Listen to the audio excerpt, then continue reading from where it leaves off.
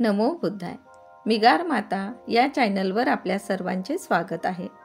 आज आपण विपश्यनेची माहिती पाहणार आहोत. विपश्यना म्हणजे काय, ती कोणी करावी व का करावी, त्याचे काय फायदे आहेत, हे सर्व आपण आज जाणून घेणार आहोत. त्यामुळे हा व्हिडिओ शेवटपर्यंत नक्की पहा. विपश्यना म्हणजे केवळ डोळे मिटून शांत बसणे नव्हे, तर ते स्वतःच्या अंतर्मनात काय चालू आहे हे जाणून घेणे आहे.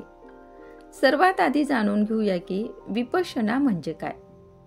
विपश्यना ही एक साधना आहे जी 2500 वर्षापूर्वी गौतम बुद्धांनी शिकवलेली आहे.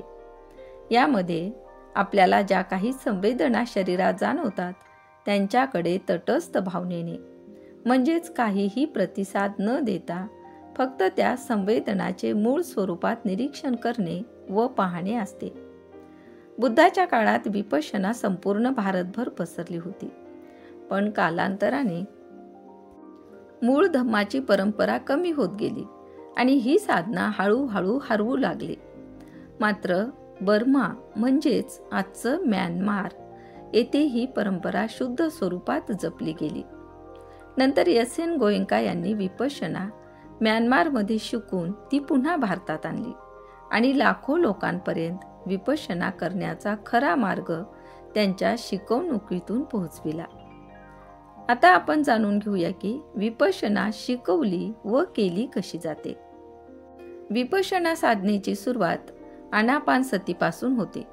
यात आपण फक्त आपल्या श्वासाचे निरीक्षण करतो. श्वास आत जातो, बाहेर येतो, इतकेच. त्यामुळे हळूहळू मन शांत होतं आणि एकाग्रता वाढू लागते. यानंतर मुख्य विपश्यना सुरू होते, ज्यात आपण संपूर्ण शरीरामध्ये जाणवणाऱ्या विविध संवेदनाचे निरीक्षण करतो. केवळ निरीक्षण, प्रतिसाद नव्हे.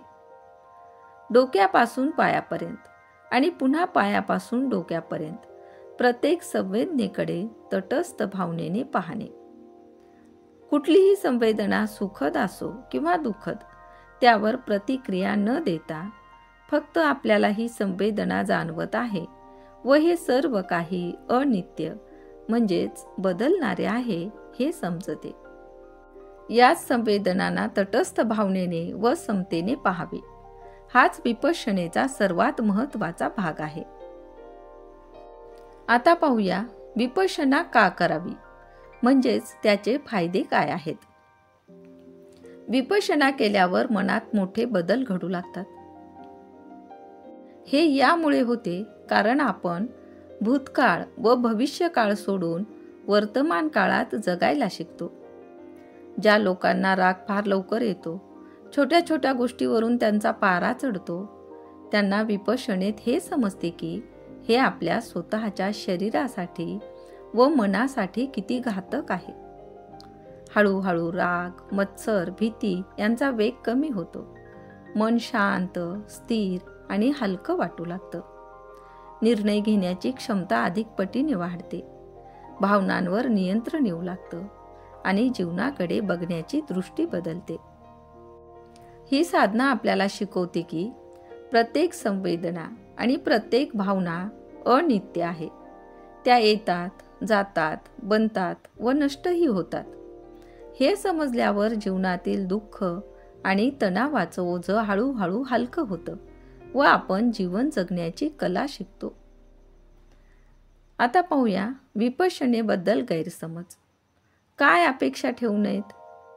विपश्यना ही कोणतीही अद्भुत किंवा चमत्कार घडवणारी साधना नाही.